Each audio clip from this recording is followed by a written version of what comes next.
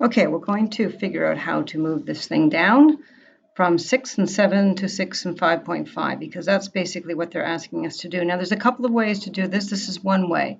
So if I slide both graphs down so that they're at this point, there's a couple of ways that I can do that. So if I look at my equation, my quadratic, and I want to shift it down so it will go through this point, basically what I'm doing is I'm changing the b value, because that's the slide up and down. Now, there's a couple of ways I can figure out what the new b will be when I do that.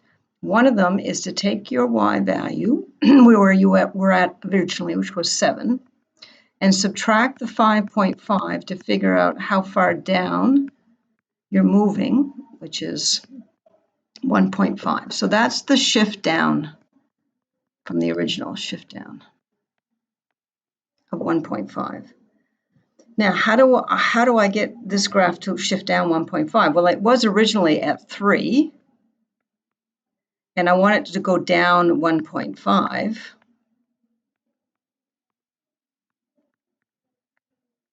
So this is going to be my new b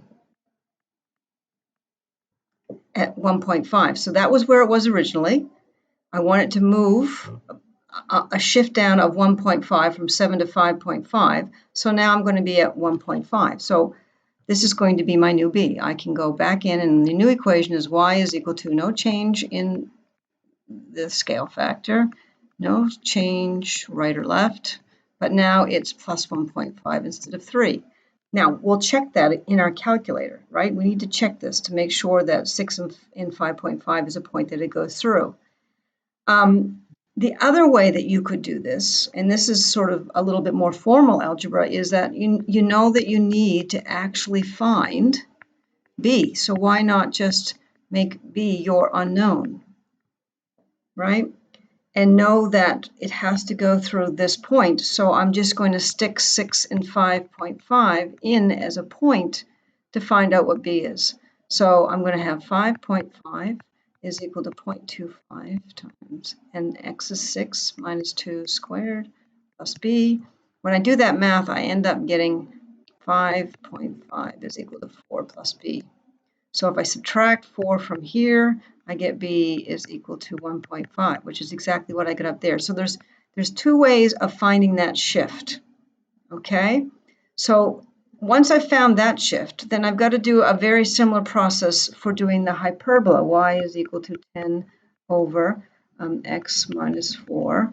And then it's plus, what is it, plus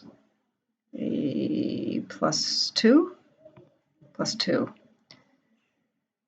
But knowing that this is what I've got to change. And so you do exactly the same procedure for the hyperbola and the shift. Either use the point, the new point, to find a b, or figure out what the shift is, which is from 2 to basically 5.5. So again, it's a shift of 1.5. So from 2.0 to 1 point, and take that off. And it's basically your b's got to be at 0.5. You can do it more formally. And then what you have to do is go, so now I'm going to have y is equal to 10 over x minus 4 plus 0.5, because I figured that out exactly the same way as I figured it out for the quadratic. Now I'm going to go into my calculator, into graphing, and I'm going to see if it works.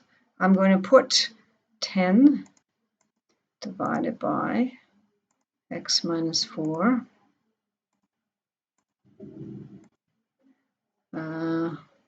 plus 0.5, and get it to draw that, okay.